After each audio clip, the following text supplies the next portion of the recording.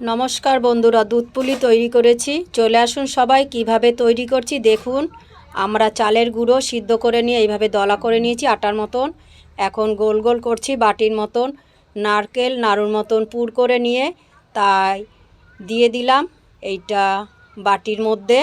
এবার সুন্দর করে ডিজাইন করে আমরা কুলি পিঠা তৈরি করছি। এইভাবে তৈরি করতে হয়। আমাদের সুন্দর করে তৈরি হয়ে গেছে কুলি পিঠাগুলো। পুর ভরা নারকেলের কুলি পিঠা অনেক তৈরি করে নিয়েছি।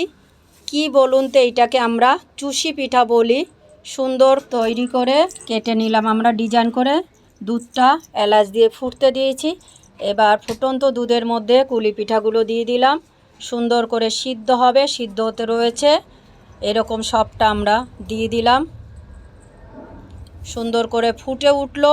এবার আমরা এর মধ্যে চুষি পিঠাগুলো দিয়ে দিচ্ছি। একসঙ্গেই করব, অল্প বলে আমরা একসঙ্গে করলাম, আলাদাভাবেও তৈরি করা যায়।